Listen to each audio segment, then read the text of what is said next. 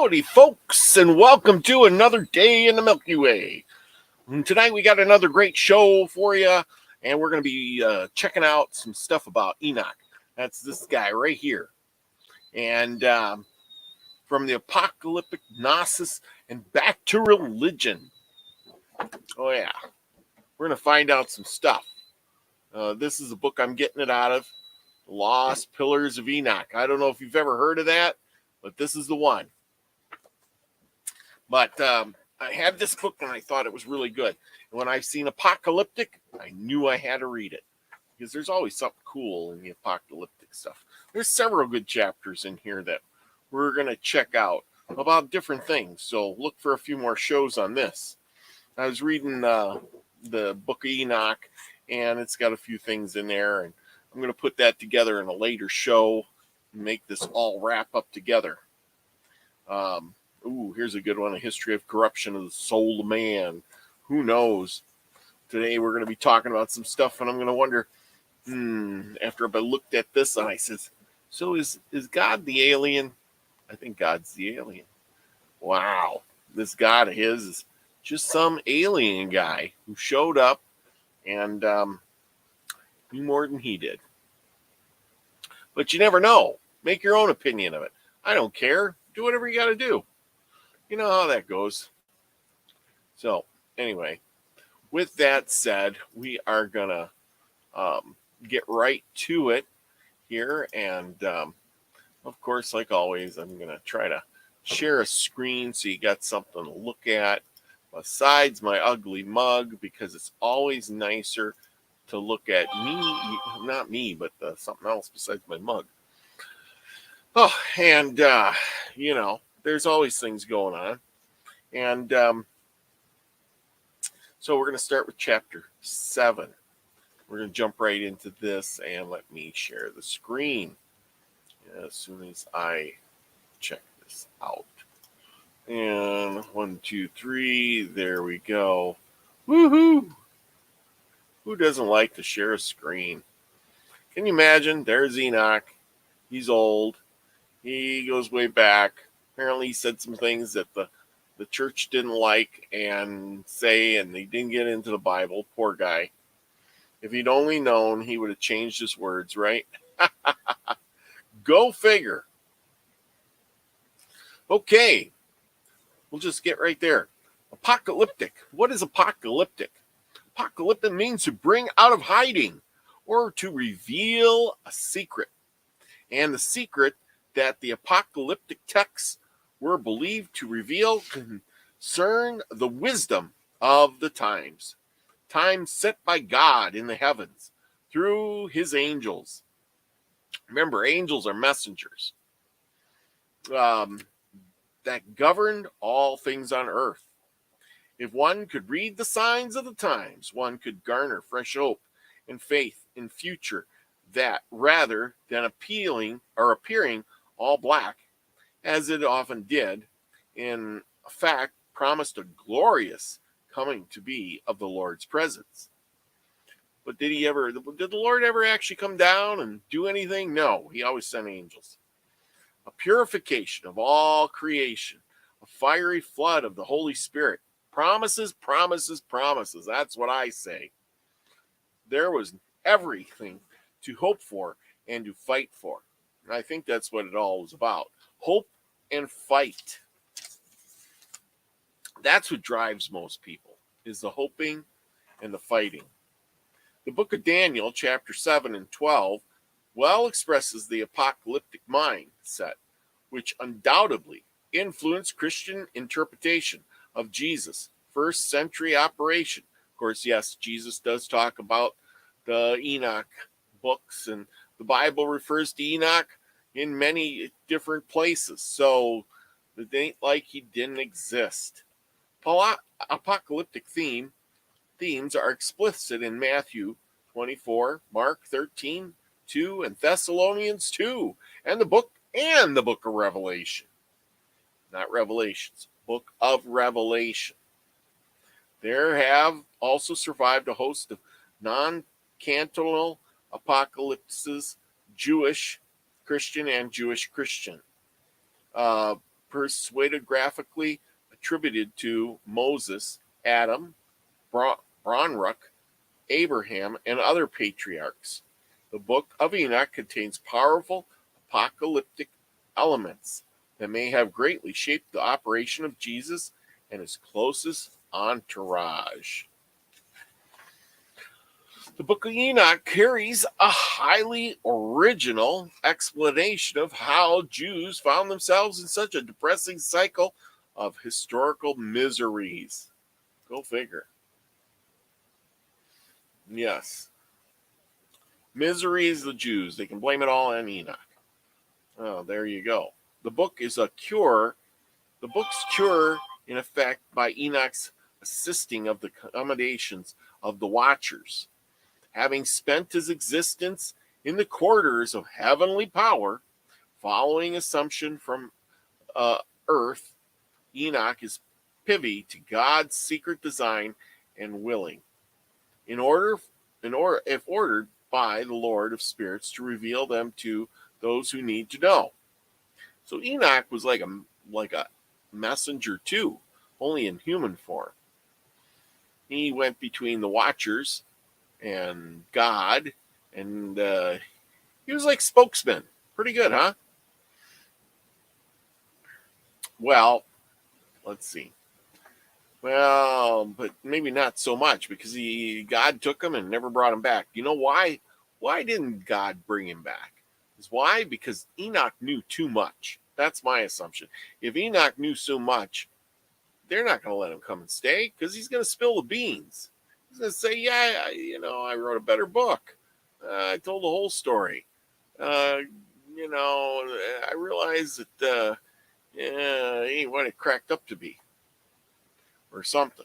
He might have said some things that people might have caught on about. Put it that way. That's what I would think. God's secret design and willings, if ordered by the Lord of Spirits, to reveal them to those who needed to know, like Elijah, who also was taken up to the heavens. Enoch was a herald figure. Had he been Greek, he would have been Hermes. Yes, there's always one of those wise guys that bring knowledge. See, I told you, he's almost like a bringer of knowledge. You got the angels who bring messages, but then you got Enoch who just brings knowledge.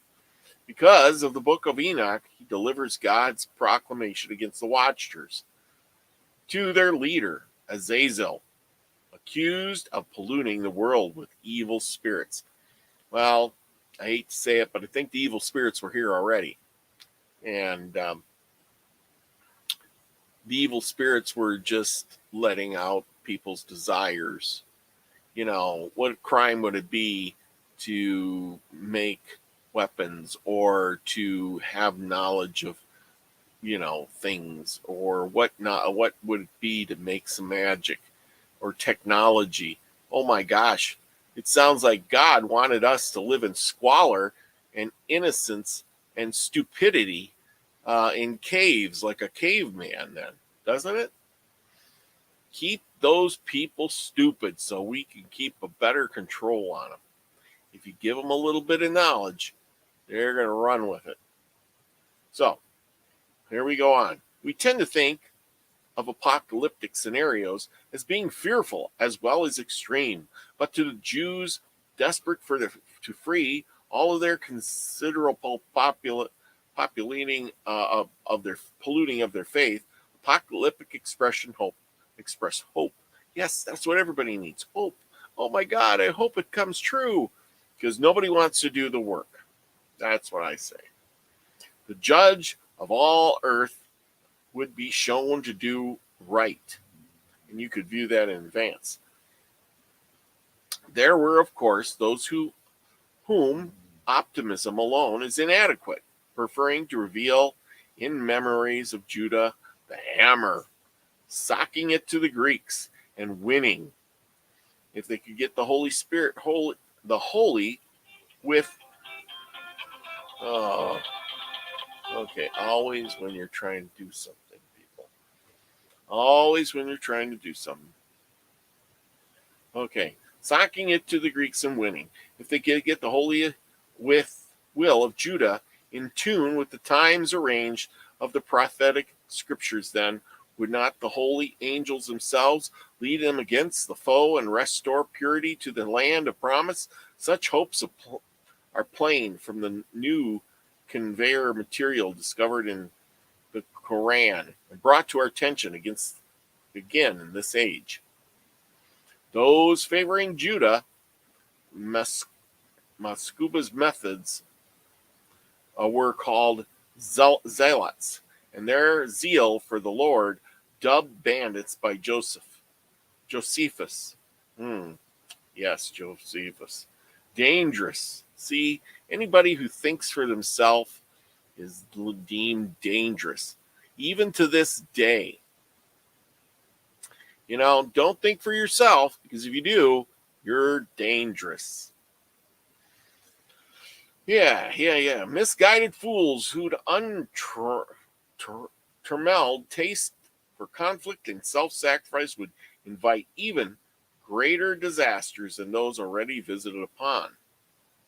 Yeah, so that's the thing. If you think for yourself, you might come upon greater disasters. You have to do as the sheeple will.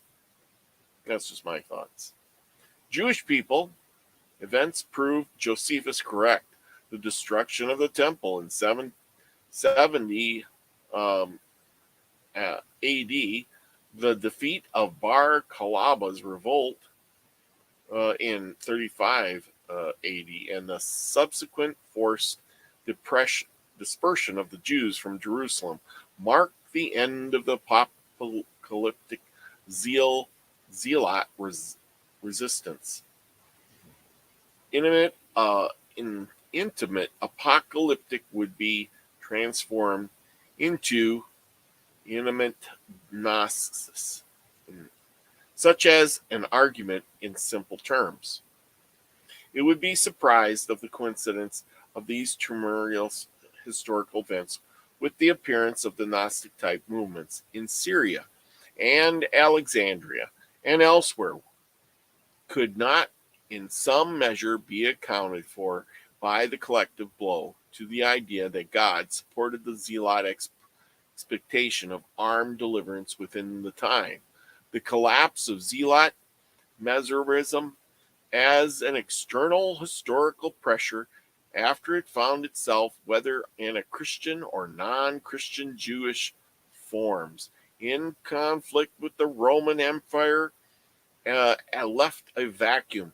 And I should contend that the vacuum was filled by, among other responses, a perhaps embittered imperative to interiority, otherworldly mysticism, drawing on existing traditions of mystical imitation and individual spiritual training. Well, what does that tell you? Get rid of one system, and it brings on another. In the vacuum of getting rid of one, you bring out another. So, what did we learn by all of that? It's saying that as the apocalypse for them was already created. Now, this is why I like history, because we can learn from that. It's saying that for them at the time, that was their apocalypse. They were getting killed off. They were losing battles. To who? Rome. Rome was winning. They couldn't do anything about it. Believe it or not. Yes. There was a collapse. It was a collapse of their society as they know it. Well, look around you, people. The society as we know it is collapsing. If it hasn't for you, it will soon be upon you. That's what they're saying. And they were caught up in it all. The Jews were getting killed off. They were losing battles. Things were being torn down that they took for granted for hundreds of years. And their society was left in ruins. Now the question is, were they all killed off? No. If that happens nowadays, will we all be killed off? No. Some of us will live to survive to fight another day. No matter how bad it gets, somebody will survive. Question is, will it be you? So stock up and prepare. Okay, let's move on. Okay, such reactions as a crisis of faith in the world would amalgamate and bifurcate into many factions, forms during the next 3 centuries. Look how long that took them. 3 centuries. Just think of it that way. 300 years to get your people back together from once you were almost wiped out. Involving a move to solitarianism as an interiorist physical correlative. It is no surprise that our earliest copies of the Hermetic translocates come from a catch of copetic codices burned in Upper Egypt close to one of the earliest known Christian monasteries, Cherubuscion, near Nagamadi. So there you go. Look at that. And so you can go and read the Nagamadi scriptures. That's probably where it all come head there. And you know, see, it created a vacuum. People had to have faith again. They had to reconstitute because they went through the apocalypse. You know, they blamed it on whatever. And, you know, it was no hope. They were already in it. And they had their apocalypse. That was theirs. Does that mean the whole world had an apocalypse? No, just them.